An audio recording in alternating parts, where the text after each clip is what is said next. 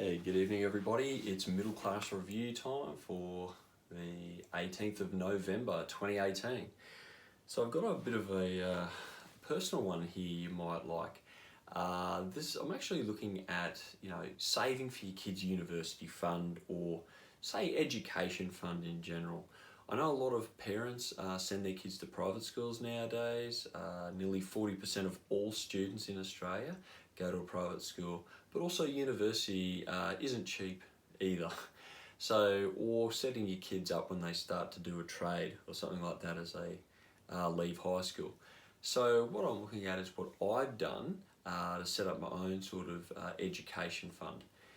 Now, it's a lot easier than what you think. I know, look, kids can be expensive.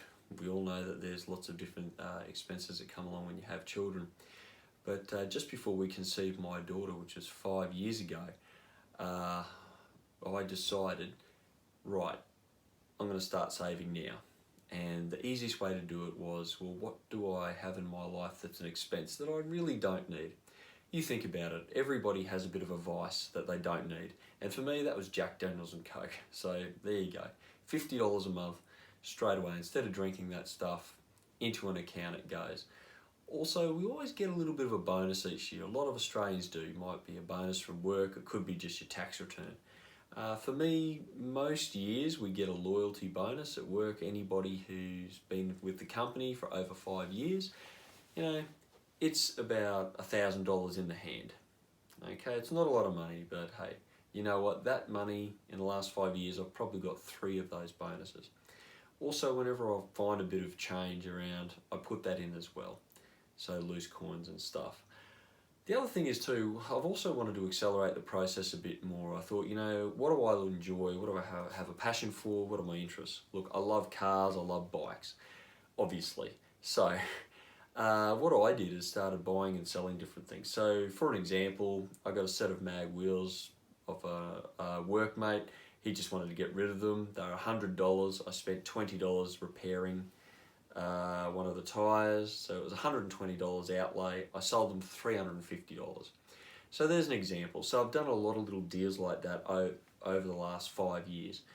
Now with the savings I've just told you, what I've been doing, look, I've saved up quite a considerable sum of money in that time, and I'm just waiting for the next downturn in the share market. There's normally one around every 10 years, and I'll be buying particular shares with that. So putting that money away.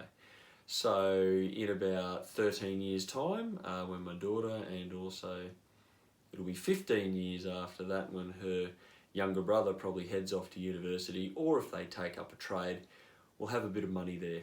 Now if you're struggling to think of a vice that an Aussie, middle class or working class Aussie would have, here's one that might surprise you. Now I call it the nation's addiction, I call it gambling. Gambling is an addiction in this country. It's a bit of a national obsession, really. I mean, we have some of the highest prize money for horse racing in the world for our horse races. I mean, who hasn't heard of the Melbourne Cup or the Caulfield Cup if you're into horse racing? These are races that obviously rival big races such as the Kentucky Derby in the USA for prize money. So I'll give you a rundown of what I heard only 2 weeks ago about Australia's actual losses in gambling. I'm not talking about the gross turnover, I'm talking about purely losses only.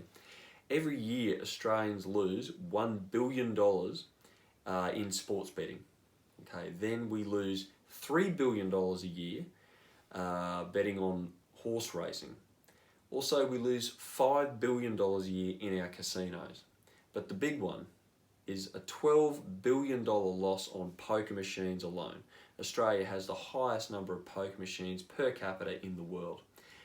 So when you add all these figures together, what can that buy you? It buys you 10 state-of-the-art capital city hospitals.